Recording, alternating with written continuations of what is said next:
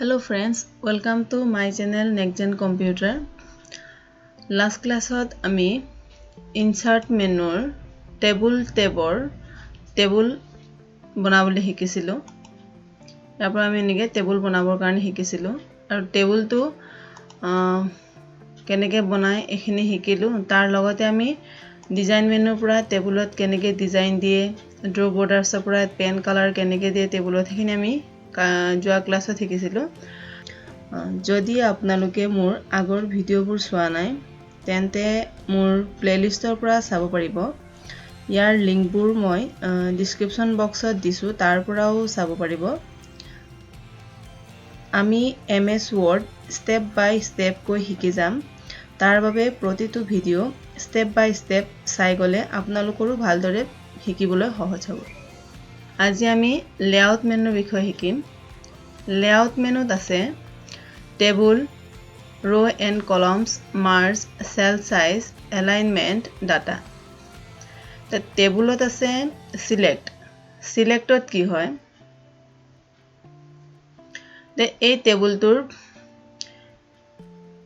এই কলামছটো যদি আমি এই সেলটোত যদি আমি সিলেক্ট কৰিব লাগে বা ৰ'টো যদি আমি সিলেক্ট কৰিব লাগে বা কলামছটো যদি আমি সিলেক্ট কৰিব লাগে তেতিয়া আমি সিলেক্টৰ পৰা কৰিব পাৰো। ৰোল নাম্বাৰ এইটো এটা সেল, এই সেলটোত ক্লিক কৰিলো, সিলেক্ট কোনটো আমি সিলেক্ট কৰিব লাগে, সিলেক্ট সেল। যদি আমাক সেল সিলেক্ট কৰিব লাগে আমি সিলেক্ট সেল কৰিম, এইটো সেলটো সিলেক্ট হ'ব। আৰু যদি আমি সিলেক্ট কলম কৰো, কলমটো সিলেক্ট হ'ব এইটো। আৰু যদি আমি সিলেক্ট ৰো কৰো তেতিয়া সিলেক্ট ৰো, অকল ৰোটো সিলেক্ট হ'ব এইটো। তাৰ পিছত সিলেক্ট টেবুল যদি আমি কৰো গোটে টেবুলখন এনেকৈ সিলেক্ট হৈ যাব। এইখিনি আমি সিলেক্টৰ পৰা কৰিব পাৰো। তাৰ পাছত আছে view grid lines. View grid লাইনছত কি হয়, তে ডিজাইন মেনুৰ পৰা আমি যোনবোৰ ডিজাইন দিও, এইটো ডিজাইন এটাকে ললো। এই ডিজাইন মেনুৰ পৰা আমি যোনটো ডিজাইন দিছো, এই ডিজাইনৰ টেবুলৰ এই লাইনবোৰ যদি আমি হাইড কৰিব লাগে বা যদি হাইড হৈ আছে এটো শো কৰিব লাগে তেতিয়া আমি ভিউ গ্ৰিড লাইনছত যাব লাগিব। ভিউ গ্ৰিড লাইনছত ক্লিক কৰি দিলো, এইটো লাইনবোৰ হাইড হৈ যাব। আৰু যদি আমি আকৌ শো কৰিব লাগে আকৌ ভিউ গ্ৰিড লাইনছত গৈ আমি হাইড কৰিব পাৰো। এনেকৈ আমি টেবুলৰ লাইনবোৰ হাইড আৰু শো কৰিব পাৰো। তাৰ পাছত আহিলো প্ৰপাৰ্টিজ। ইয়াৰ কাৰণে এটা টেবুল ড্ৰ কৰি লম। ইনসাৰ্ট টেবুল, ড্ৰ টেবুল এইটো লৈছো। এই টেবুলৰ সাইজটো আমি অলপ সৰু কৰি লম। সাইজটো সৰু কৰিবৰ কাৰণে এইটো চুকত ইয়াত এটা অপচন ওলাইছে, এইটো ইয়াত যেতিয়া এই চিনটো আহিব তে আমি এনেকৈ টানি পিনে এনেকৈ সৰু কৰি ল'ব পাৰো এইটো। নতুবা আমি ইয়াক এনেকৈও কৰিব পাৰো। এই যোনটো লাইন আছে কলমছৰ, এই লাইনটোত এই চিনটো আহিলে এনেকৈ লেফট ক্লিকটো দবাই পিনে আমি এনেকৈ টানি যাম, এনেকৈ সৰু হৈ যাব এইটো।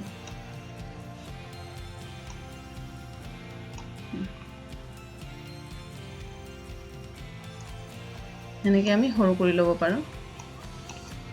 অকমান ডাঙৰ কৰি লৈছো। তে লেআউট মেনুৰ প্ৰপাৰ্টিজত যাম। প্ৰপাৰ্টিজত গৈ পেলাই ইয়াৰ পৰা আমি টেবুলৰ এলাইনমেন্টটো চেঞ্জ কৰিব পাৰো। যদি আমি টেবুলটো লেফট সাইডে নিব লাগে বা ৰাইট সাইডে নিব লাগে বা সেন্টাৰ কৰিব লাগে বা এৰাউন্ড কৰিব লাগে, টেক্সট ৱেপিংটো যদি আমি এৰাউন্ড কৰিব লাগে তেতিয়া আমি ইয়াৰ পৰা এইবোৰ কৰিব পাৰো। যদি আমি টেবুলটো সেন্টাৰ কৰিব লাগে সেন্টাৰত ক্লিক কৰি দিম, ওকে, তো সেন্টাৰত আহিব। তাৰ পিছত আকৌ প্ৰপাৰ্টিজত গৈ পিনে যদি আমাক ৰাইট সাইডে লাগে ৰাইটত যাম, ওকে কৰি দিলো। আকৌ লেফট সাইডে যদি লাগে লেফটত যাম, ওকে কৰি দিম। এনেকৈ আমি এলাইনমেন্টটো চেঞ্জ কৰিব পাৰো। আৰু যদি আমি এৰাউন্ডত দিব বিচাৰিছো টেক্সটৰ তেতিয়া এৰাউন্ডত যাম, ওকে, এৰাউন্ডত দিলে এনেকৈ টেবুলটো ইয়াত আহিব, সাইডৰ পৰা এনেকৈ টেক্সটখিনি লিখা আহিব। আৰু যদি আমি আকৌ উঠাই দিব বিচাৰিছো এৰাউন্ডটো, যদি আমি এৰাউন্ডটো নালাগে আমাক তেতিয়া আমি নান কৰি দিম, ওকে, তো আকৌ ওপৰলৈ গুচি আহিব। তাৰ পিছত আহিলো rows and columnsত। rows and columnsত আছে delete, insert above, insert below, insert left, insert right। ডিলিটত আছে delete cells, delete columns, delete rows, delete table. এইখিনি কৰাৰ আগত এটা টেবুল ড্ৰ কৰি লওঁ তলত insert table এটা টেবুল ড্ৰ কৰিলো এই টেবুলৰ সাইজটো যদি আমি সৰু কৰিব লাগে তেতিয়া আমি টেবুলৰ এই চুকত এটা অপচন পাওঁ ইয়াত আমি লেফট ক্লিকটো দবাই পিনে এনেকৈ যদি টানি দিওঁ টেবুলটো সৰু হৈ যাব এনেকৈ আৰু এনেকৈ যদি টানি দিওঁ ডাঙৰ হৈ যাব আকৌ ইয়াক আমি এনেকৈ কৰিব পাৰো এইটো কলমছত যেটো এইটো লাইন আছে এই লাইনটোত যেতিয়া এই চিনটো আহিব তে আমি লেফট কিটো দবাই পিনে এনেকৈ টানি দিলে কলমছৰ সাইজটো এনেকৈ ডাঙৰ হৈ সৰু হৈ যাব যদি ডাঙৰ কৰিব লাগে আকৌ আমি ইয়াত ক্লিক কৰি এনেকৈ টানি দিম আকৌ ডাঙৰ হৈ যাব এনেকৈ আমি সাইজবোৰ ডাঙৰ সৰু কৰিব পাৰো বা ইয়াৰ পৰা আমি এনেকৈ কৰিব পাৰো এইটো এতিয়া আমি ডিলিটত যাম ডিলিটত আছে কি সেলস ডিলিট সেলস কৰাৰ আগত এটা টেবুলটোত এনে কেইটামান নাম্বাৰ লিখি লওঁ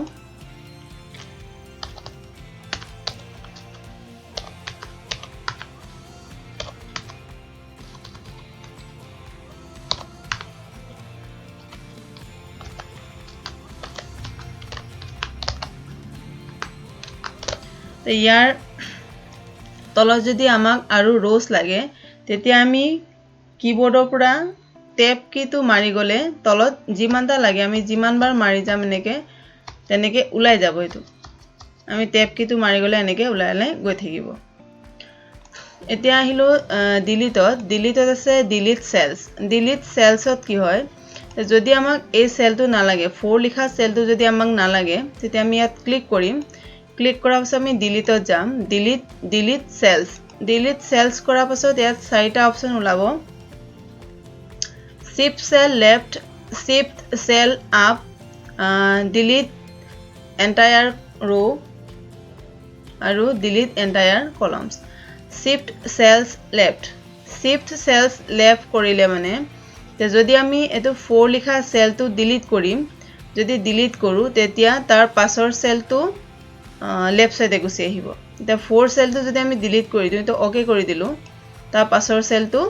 লেফট সাইডে গুছি আহিব তাৰ পিছত আহিলো আকৌ delete cells shift cells up যদি আমি শিফট সেল আপ কৰো আপ কৰিলে এটো 5 যোনটো লিখা আছে সেলটো ডিলিট হৈ পিনে তাৰ তলৰ সেলটো ওপৰলে গুছি আহিব ওকে কৰি দিলো এটো 5 ৰ জায়গাত এটো গুছি আহিলে ওহো shift cell আপত ক্লিক কৰিব লাগিব shift cell আপত ক্লিক কৰি দিলো ওকে কৰি দিলো এটো 2 টো ওপৰলে গুছি আহিব তাৰ পিছত আহিলো shift delete entire row কৰিলে মানে যোনটো row সিলেক্ট হৈ আছে এটো row ইয়াত এটো row সিলেক্ট এটো সেলত সিলেক্ট হৈ আছে এটো সেলত সিলেক্ট হৈ থকা গোটেই row টো ডিলিট হৈ যাব ওকে কৰি দিয়ত ক্লিক কৰি পেলাই এটো নাই এটো গুছি যাব আকৌ যদি আমি নাম্বাৰ এটা লিখি ললো ইয়াত 1 বুলি আকৌ ডিলিট সেলসত গলো ডিলিট এন্টায়াৰ কলমস ইয়াত যদি আমি ক্লিক কৰি দিও 1 বুলি যোনটো লিখা সেল আছে এই সেলত থকা গোটেই কলমসটো ডিলিট হৈ যাব ওকে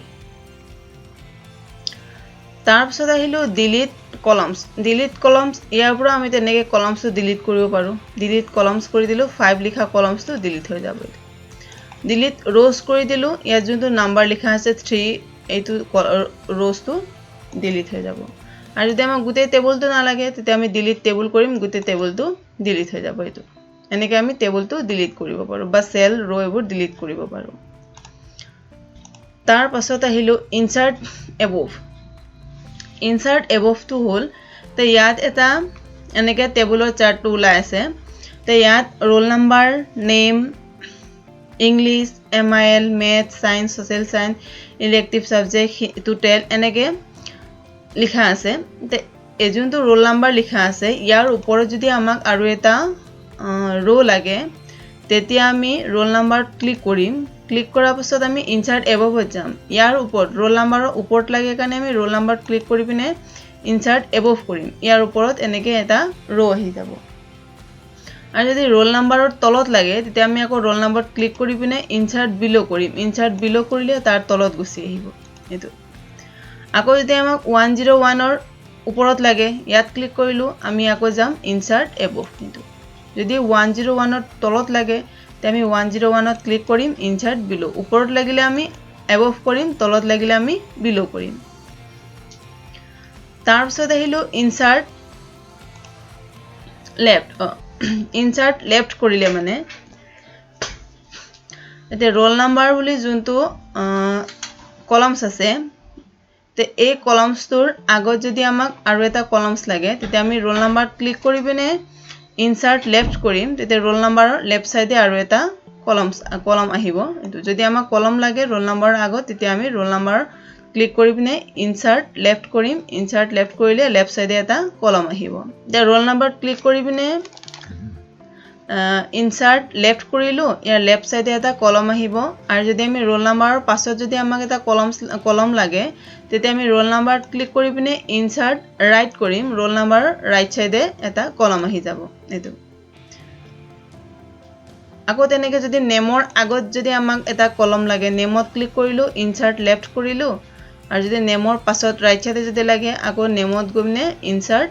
ৰাইট কৰিম যদি আমাক লেফ্ট সাইডে লাগে তেতিয়া আমি ইনচাৰ্ট লেফ্ট কৰিম আৰু যদি আমাক ৰাইট সাইডে লাগে ইনচাৰ্ট ৰাইট কৰিম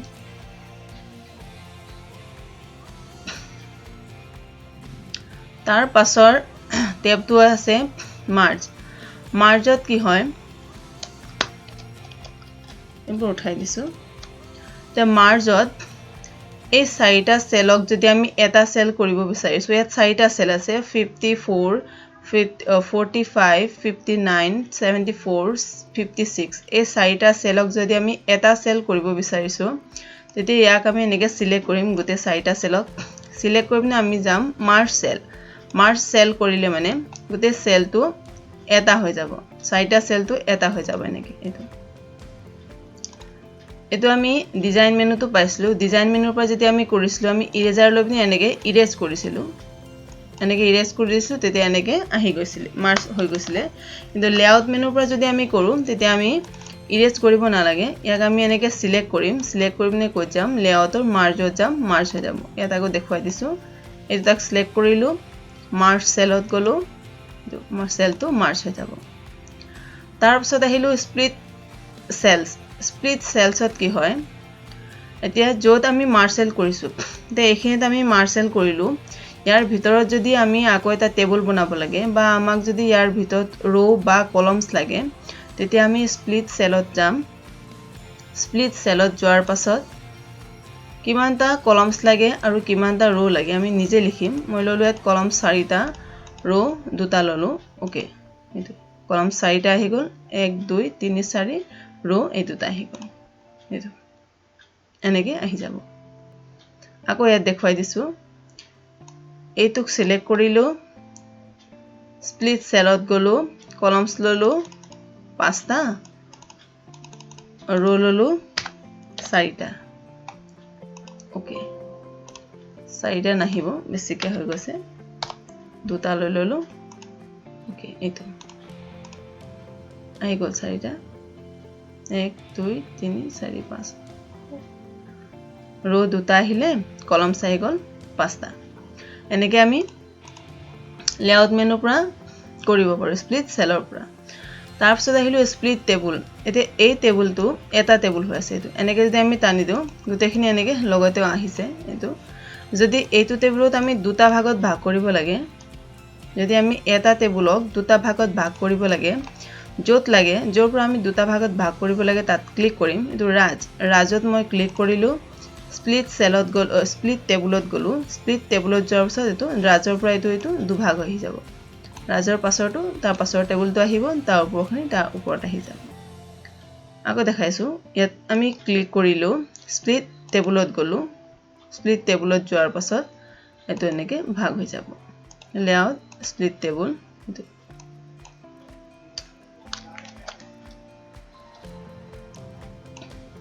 এটো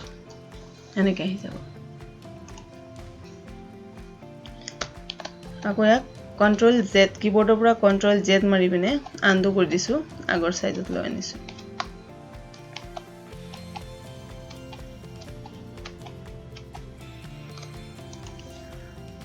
তাৰ পাছত আহিলো অটো ফিট তো আমি ইনসাৰ্ট টেবুল কৰোতে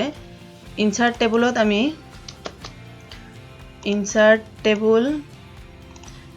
টেবুলত আমি পাইছো এটো ফিক্স কলাম উইথ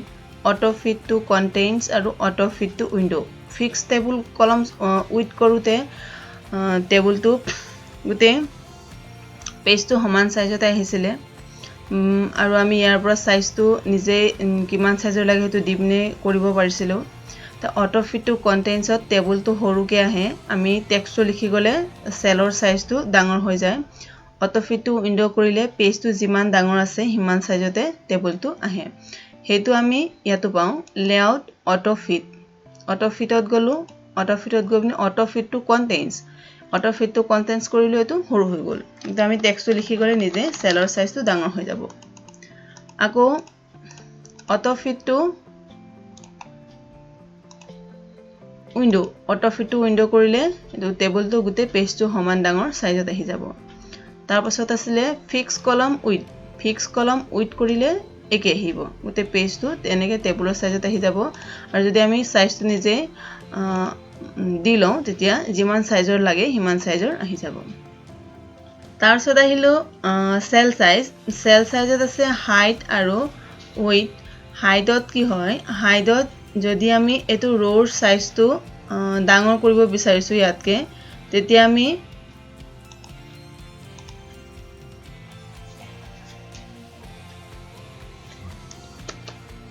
টোটেলৰ তলত যদি আমি ক্লিক কৰি দিলু এটা ৰোটো যিকোনো এটা সেলত আমি ক্লিক কৰিনে যদি আমি এটো এন্টাৰ কিবোৰ্ডৰ পৰা এন্টাৰ কিটো মাৰি দিও এনেকে সাইজটো ডাঙৰ হয় আৰু যদি আমি সাইজটো হৰু কৰিব লাগে তেতিয়া আকৌ এনেকেও সাইজটো আমি হৰু ডাঙৰ কৰিব পাৰো তে এই বেকস্পেস মাৰি পিনে আমি কাটি পিনেও কৰিব পাৰো দে যদি আমি হাইটৰ পৰা কৰো এটো হাইটৰ পৰা আমি এনেকে সাইজৰ ৰোৰ সাইজটো এনেকে ডাঙৰ কৰিব পাৰো বা হৰু কৰিব পাৰো যদি আমি আপত ক্লিক কৰো এনেকে ডাঙৰ হৈ যাব আৰু যদি আমি এটো তলত যোনটো অপচন আছে তলত যদি আমি ক্লিক কৰো এনেকে হৰু হৈ যাব বা আমি নিজে ইয়াত লিখি লব পাৰো আমাক কিমান সিএম লাগে তাৰপিছত উইথৰ পৰা আমি কলামছৰ সাইজটো ডাঙৰ কৰিব পাৰো ইয়াত আমি আপত ক্লিক কৰি দিম এটো কলামছৰ সাইজটো ডাঙৰ হৈ যাব এটো নেমটোকে সিলেক্ট কৰিলো ইয়াত ক্লিক কৰি দিম এনে কলামছৰ সাইজটো ডাঙৰ হৈ যাব আৰু যদি আমি তলত কৰি দিও ৰোৰ সাইজটো এনেকে নিজে কলামছৰ সাইজটো আমি এনেকে হৰু ডাঙৰ কৰিব পাৰো তলত ক্লিক কৰিলে হৰু হৈ যাব আৰু যদি আমি ওপৰত ক্লিক কৰি দিও এনেকে ডাঙৰ হৈ যাব হাইটৰ পৰা ৰোৰ সাইজটো ডাঙৰ হৰু কৰিব পাৰো আৰু উইথৰ পৰা কলামছৰ সাইজটো আমি ডাঙৰ হৰু কৰিব পাৰো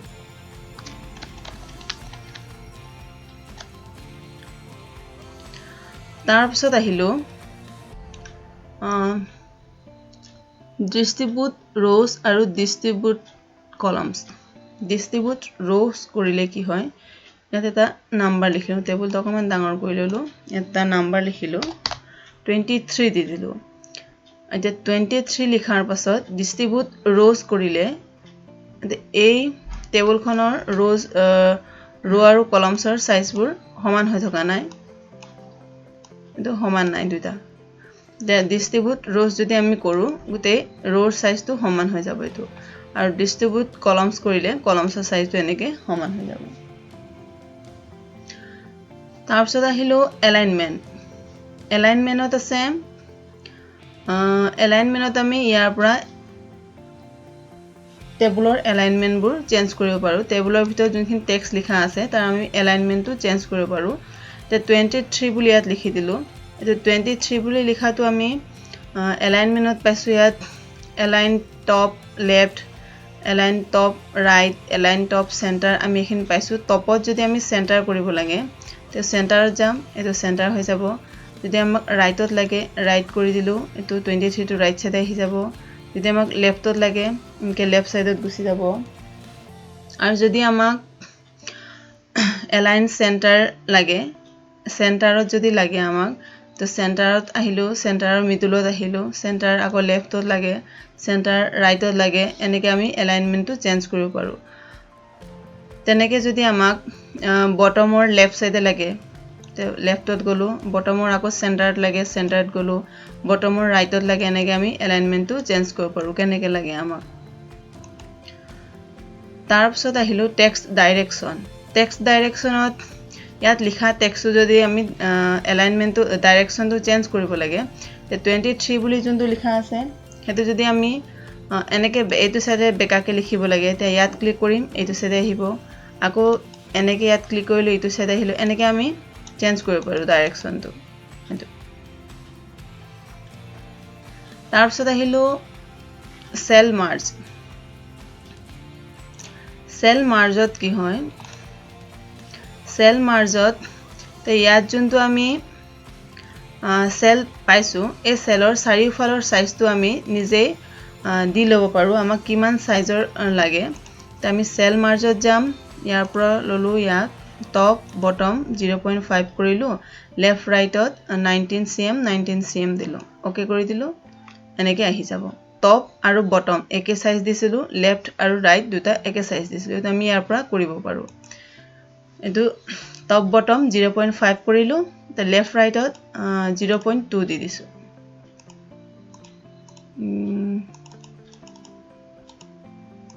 $0.2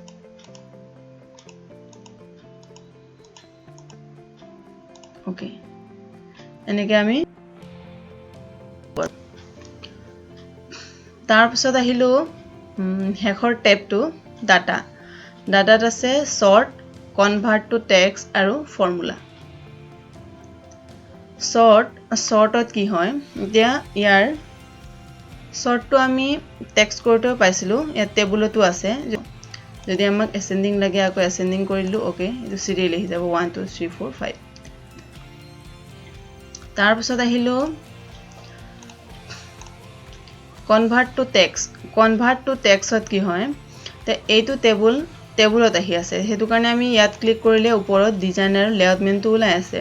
যদি এইটো আমি টেক্সট কনভাৰ্ট কৰি দিও তেতিয়া এইটো টেবুল হৈ নাথাকে এইটো টেক্সট গুচি যাব তেতিয়া যদি আমি ইয়াত ক্লিক কৰো তেতিয়া ওপৰত ডিজাইন আৰু লেআউট মেনুটো নোলায় তে টেবুলটো ক্লিক কৰি বিনে গলো কনভাৰ্ট টু টেক্সট এইটো কনভাৰ্ট টু টেক্সট ক্লিক কৰি দিয়া লগে লগে ইয়াত ওলাব প্যাৰাগ্ৰাফ ইয়াত লাগে নে টেবস এবোৰ গুটেখিনি ওলাব কলমস আদাৰ আমি টেবস ললো ওকে কৰি দিলো এটো টেক্সট গুচি গল এতিয়া আমি ইয়াত ক্লিক কৰিলে ওপৰত ডিজাইন আৰু লেআউট মেনুটো নোলায় এইটো আগো মই কিবোৰ্ডৰ পৰা কন্ট্ৰোল জেড মাৰি বিনে আনডু কৰিলো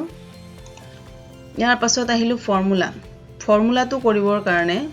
এই টেবুলটো ডিলিট কৰি দিও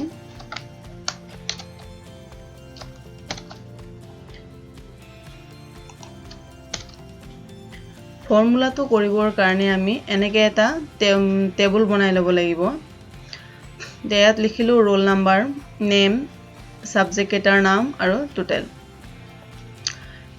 ইয়াত ৰোল নাম্বাৰ কেইটামান দিয়া আছে নেম লিখা আছে কোনটো সাবজেক্টত কিমান মাৰ্ক পাইছে হেতু দিয়া আছে এটা টোটেলটো আমি উলিয়াব লাগিব টোটেলটো উলিয়াবৰ কাৰণে আমি লেআউটৰ ফৰ্মুলাত যাব লাগিব ডাটা টেবৰ ফৰ্মুলাত যাম ফৰ্মুলাত যোৱাৰ পাছত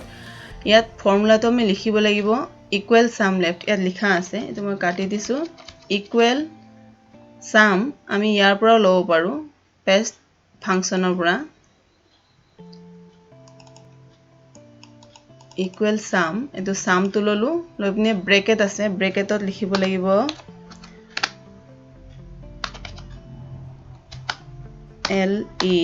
LEFT left তে ইয়াত আমি ইকুৱেল সাম লেফট বুলি লিখিছো সাম তো হল যোগ কৰা ফৰ্মুলা যোগ কৰাইবৰ কাৰণে আমি সাম বুলি লিখিব লাগিব লেফট তো লিখা আছে ইয়াত লেফট সাইডৰ পৰা আমি মাৰ্ক খিনি লৈছো কাৰণে ইয়াত লেফট বুলি লিখিছো যদি আমি ওপৰৰ পৰা দিব লাগে তেতিয়া আমি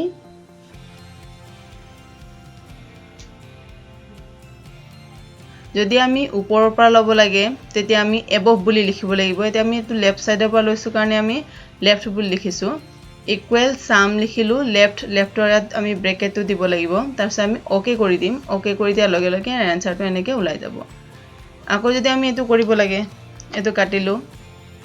লেআউট আকৌ আমি যাম ফৰ্মুলা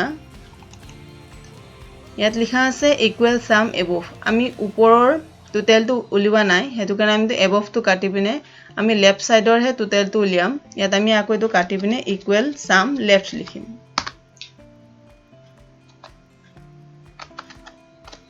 ইকুৱেল সাম লেফট লিখিলো ওকে এনেকৈ গুটেখিনি ওলাই যাব যদি আপোনালোক মোৰ চেনেলত প্ৰথমবাৰ আহিছে তেন্তে প্লিজ মোৰ চেনেলটোক সাবস্ক্ৰাইব কৰিব আৰু যদি ভিডিওটো ভাল লাগে লাইক কমেন্ট আৰু শেয়াৰ কৰিব ধন্যবাদ